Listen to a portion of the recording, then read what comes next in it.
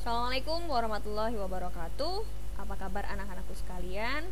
Tetap sehat, tetap semangat, semangat mencari ilmu untuk tahu hal-hal yang baru.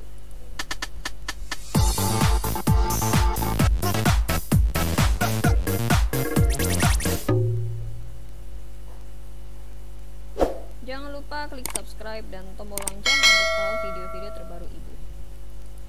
Assalamualaikum anak-anak. Kembali lagi bertemu dengan Buli di pertemuan kali ini. Sebelumnya, kemarin kita sudah mempelajari tentang tema 2. Kali ini kita akan mulai masuk ya ke tema 3. Apa itu tema 3? Yaitu tentang peduli terhadap makhluk hidup. Di subtema 1, muatan ilmu pengetahuan alam di kelas 4. Sebelum masuk, kita harus mengetahui apa alasan kita belajar ini. Kenapa sih kita harus peduli terhadap makhluk hidup?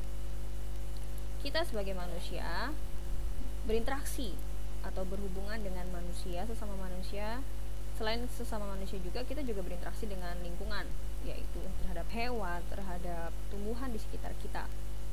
Tetapi, interaksi antara manusia dan lingkungan yang tidak seimbang akan menimbulkan berbagai masalah. Tidak jarang, manusia merusak lingkungan untuk kepentingan dirinya tanpa memperhatikan kelangsungan hidup hewan dan tumbuhan. Sementara Allah sedang mengutus kita sebagai khalifah fil ard untuk menjaga. Tetapi ternyata masih ada manusia di luar sana yang tidak bertanggung jawab. Dan ternyata ulah mereka tersebut juga berpengaruh terhadap kita semua. Kita lihat sama-sama. Kita lihat sama-sama untuk contoh kegiatan manusia yang menyebabkan kerusakan lingkungan. Yang pertama, yaitu kita lihat, apalagi ini kemarin masih lagi ngetren-ngetrennya nih di Oregon, Amerika, tentang kebakaran hutan.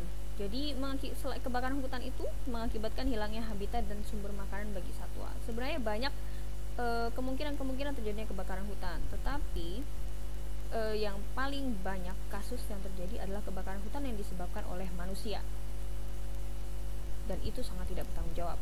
Selanjutnya yaitu menangkap ikan menggunakan bom dan pukat harimau, dan itu mengakibatkan rusaknya terumbu karang dan kematian hewan laut lainnya. Sementara terumbu karang adalah tempat tinggal mereka. Kalau misalnya mereka tidak ada lagi terumbu karang, mereka akan tinggal di mana? Dan nanti bisa jadi terumbu karang akan punah dan ikan-ikan nanti itu akan punah dan nanti akan berbahaya untuk keberlangsungan lingkungan kita. Jadi kita kali ini akan mempelajari tentang mengenal tumbuhan, karena tak kenal maka tak sayang. Jadi kita harus kenal tumbuhan dulu untuk mengetahui kenapa sih alasan kita harus peduli terhadap mereka. Jadi kita lihat bagian tumbuhan dan fungsinya. Jadi bagian-bagian utama tumbuhan antara lain akar, batang, daun. Daun yaitu berfungsi sebagai tempat fotosintesis dan organ pernapasan. Kita semua udah pernah lihat ya, insya Allah daun itu bagaimana. Lalu batang berfungsi sebagai penyokong dan pengangkut air dan zat hara dari akar ke daun, serta mengedarkan makanan dari daun ke seluruh bagian tumbuhan. Selanjutnya akar berfungsi sebagai penegak tumbuh-tumbuhan serta pengisap air dan zat hara dari dalam tanah. Ini semua kalau kita lihat sepertinya sudah tersusun dengan baik, dan subhanallah, Allah sudah menciptakan tumbuhan sedemikian rupa, sebegini canggihnya, untuk menunjukkan bahwa tanaman pun memiliki sistemnya sendiri. Kali ini kita masuk ke akar. Bagian yang mana akar? Ya, tepat sekali. Di bagian ini tumbuhan tertanam dalam tanah, atau beberapa ada yang di atas permukaan tanah, tapi umumnya di dalam tanah. Kita lihat akar berdasarkan bentuknya dibagi menjadi 2. Yang pertama akar tunggang, yaitu terdiri atas satu akar besar dan akar-akar lain merupakan cabang dari akar utama. Kita lihat ini akar utama, sisanya adalah cabang yang berfungsi untuk mencari air. Tapi ini akar yang kuat ya, akar utama. Contohnya umumnya mangga dan jambu. Jadi tanaman-tanaman yang besar umumnya memiliki akar yang tunggang. Selanjutnya akar serabut. Akar serabut berbentuk seperti serabut dan ukurannya kecil. Jadi dia kecil-kecil, bentuknya kecil-kecil. Kalau misalnya kalian cabut rumput cabut bawang, seperti ini bentuknya. Contohnya yaitu padi dan jagung. Jadi kelihatan ya bedanya akar tunggang dan akar serabut. Nih. Ternyata selain akar tunggang dan akar serabut, berdasarkan fungsinya, dan kita lihat akar itu bentuknya bermacam-macam, tapi secara umum tadi dibagi akar tunggang dan akar serabut. Kita lihat ada akar itu, tadi kita sebelumnya udah bahas bahwa akar itu tidak cuma di dalam tanah, tapi ada juga yang di atas. Nah, akar gantung berfungsi mengambil uap air dari udara. Ini kita lihat. Jadi akarnya ada di atas, bukan di dalam tanah. Contohnya pada pohon beringin. Jadi fungsi dari akarnya itu mengambil uap air dari udara. Lalu akar nafas berfungsi untuk bernafas dan mengeluarkan zat tertentu seperti garam. Contohnya akar bakau jenis api-api. Kita lihat akarnya berfungsi mengeluarkan zat tertentu yaitu garam. Selanjutnya akar papan berfungsi untuk membantu tegaknya tumbuhan. Jadi bentuknya seperti papan, contohnya adalah akar randu. Selanjutnya akar tunjang berfungsi penahan tumbuhan agar tidak roboh. Contohnya pada akar tanaman pandan.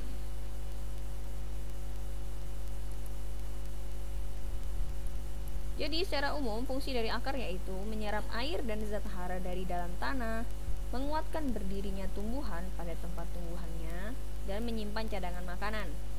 Untuk menyimpan cadangan makanan kita bisa lihat pada wortel bahwa ada akar itu yang berfungsi sebagai tempat menyimpan cadangan makanan, dan cadangan makanan ini berfungsi untuk manusia, jadi untuk makanan kita.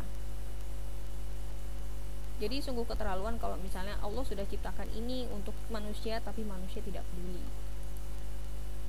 Selanjutnya yaitu batang. Bagian mana? Ya, batang adalah bagian tumbuhan yang berada di atas tanah. Ada dua jenis batang pada tumbuhan, yaitu batang berkayu dan batang basah. Kita lihat, pertama batang berkayu. Ciri-cirinya batangnya keras, berwarna coklat, dan cukup sulit untuk dipatahkan. Memiliki zat kayu dan kandungan airnya lebih sedikit. Contoh pohon jati, pohon mangga, pohon beringin, dan masih banyak lagi. Kalian bisa cari untuk searching contoh-contohnya apa saja. Tapi kita lihat nih batang berkayu seperti ini bentuknya. Selanjutnya batang basah. Kita lihat batang basah bentuknya sudah berbeda. Batangnya lunak, berwarna hijau dan mudah dipatahkan. Biasanya cenderung berair. Contohnya juga pada batang kangkung, pada tanaman sayur-sayur itu umumnya pada ada batang basah. Bayam, pohon kacang, jagung, bambu, kangkung, sebutkan masih banyak lagi. Kita lihat ya perbedaannya sudah dari warna saja sudah berbeda, dan umumnya dari kandungan airnya. Secara umum fungsi dari batang yaitu menyalurkan air, zat hara, dan zat makanan ke bagian tumbuhan. Karena tadi sebelumnya kita bahas bahwa akar berfungsi untuk mencari air, dan dari akar, air itu disalurkan oleh batang dari akar ke seluruh bagian tumbuhan. Tempat tumbuhnya daun, bunga, dan buah, serta tempat menyimpan cadangan makanan pada beberapa jenis tanaman tertentu, misal tanaman tebu. Kalian tahu tanaman tebu? Tanaman tebu adalah tanaman sebagai sumber utama dari gula. Kalian tahu gula kan pasti. Nah, gula itu umumnya terbuat dari tebu. Selanjutnya kita masuk ke daun. Bagian utama yang ketiga yaitu daun. Daun berfungsi sebagai tempat fotosintesis. Pasti tahu daun. Daun itu yang bentuknya lembaran dan tumbuh pada cabang-cabang batang. Kita lihat ya, seperti ini. Fungsi utamanya yaitu sebagai tempat fotosintesis. Umumnya berwarna hijau, walaupun tidak semua, tapi ada yang berwarna lain, tapi umumnya berwarna hijau dan berbentuk pipih dan melebar. Warna ini disebabkan kandungan pigmennya. Warna hijau berarti klorofil. Nah, nanti dari klorofil ini nanti juga membantu terjadinya fotosintesis. Makanya daun termasuk salah satu utama dari tumbuhan, karena tanpa daun tidak akan terjadi proses fotosintesis.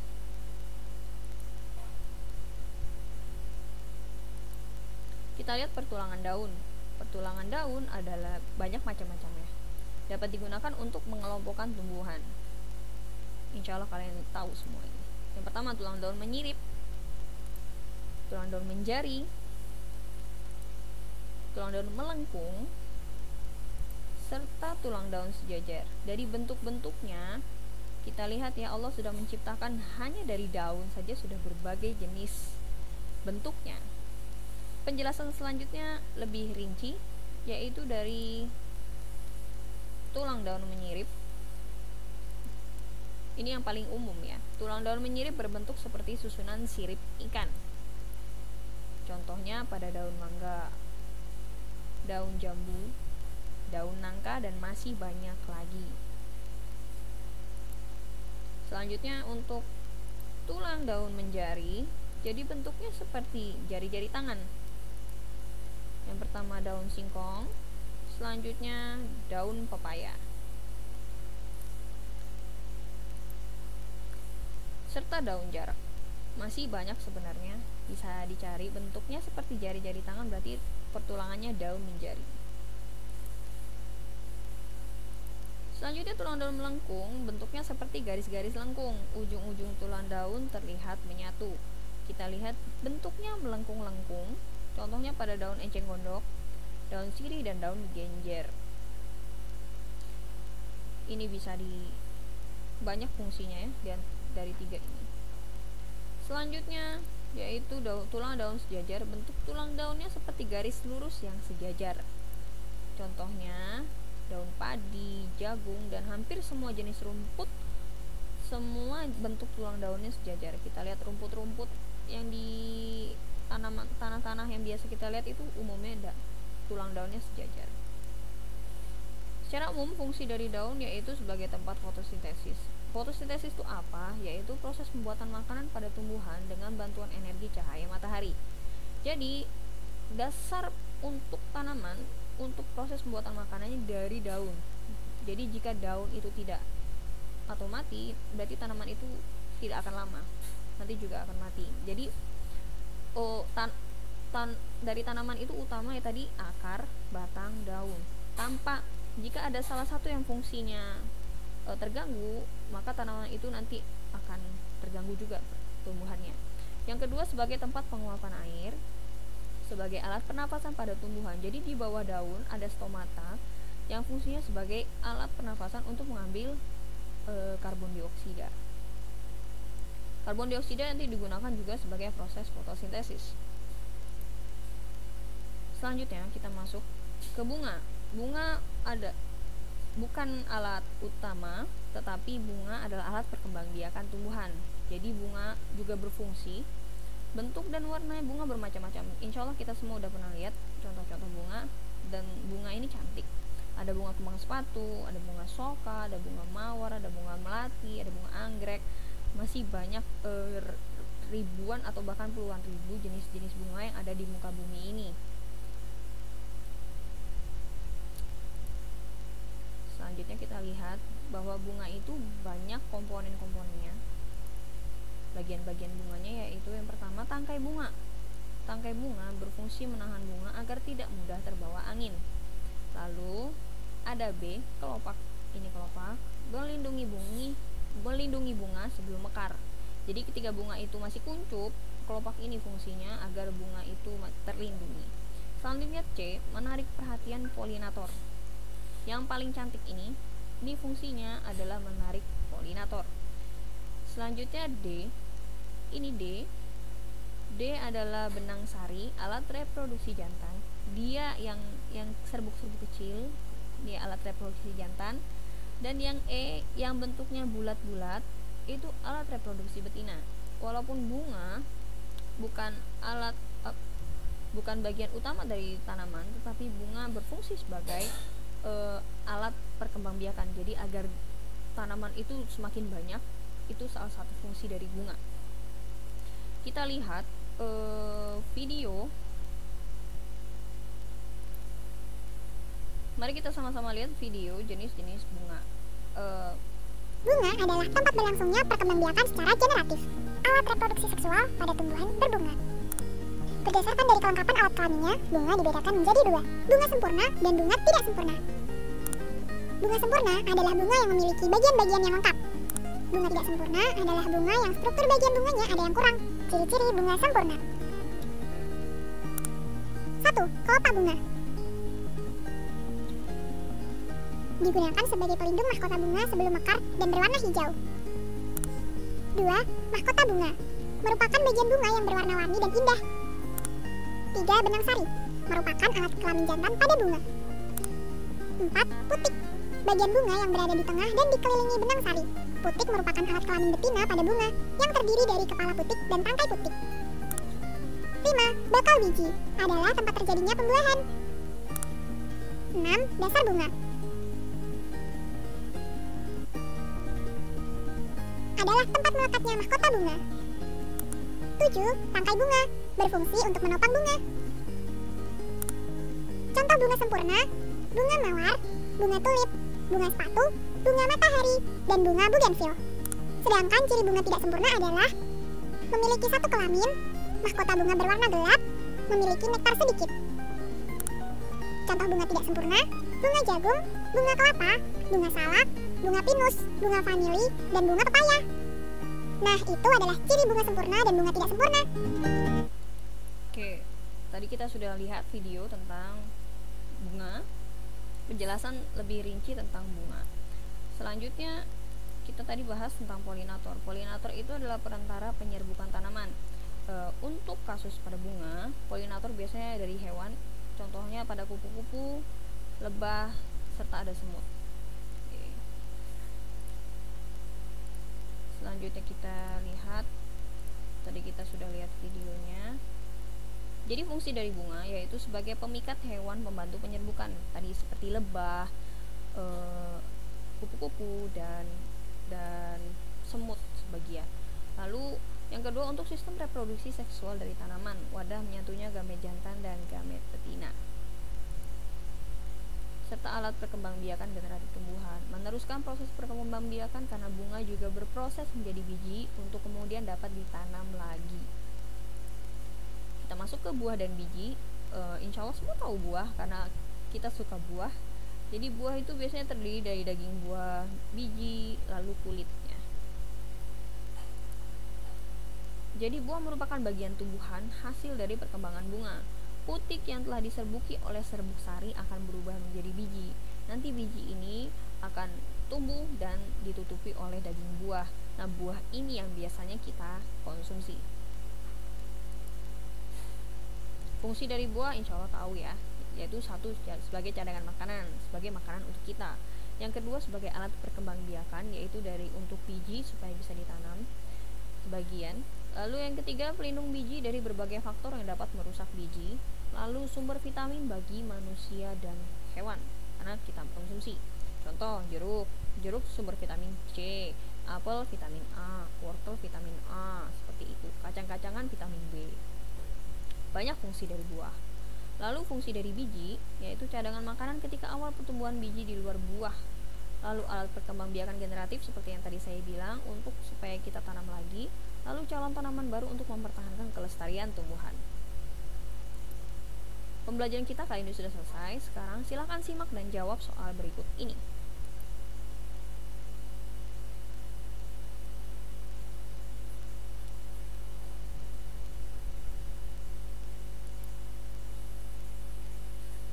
Bentuk tulang daun pada gambar berikut adalah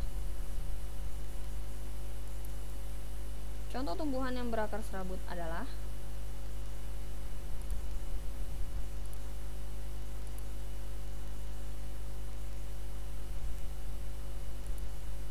bagian tumbuhan yang berfungsi menyerap air dan zat hara.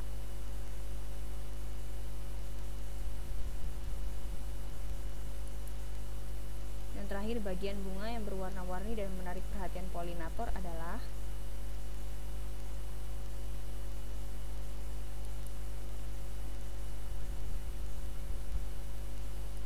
Oke, demikian pembelajaran kita kali ini. Semoga pembelajaran kita kali ini membuka wawasan kita akan fungsi dari tanaman agar kita menjadi lebih peduli bahwa tanaman itu diciptakan oleh Allah untuk keberlangsungan kita juga. Jadi Allah telah ciptakan semua ini, jadi seharusnya sikap kita adalah menjadi lebih peduli dan lebih bijak. Demikian pembelajaran kita kali ini. Wassalamualaikum warahmatullahi wabarakatuh.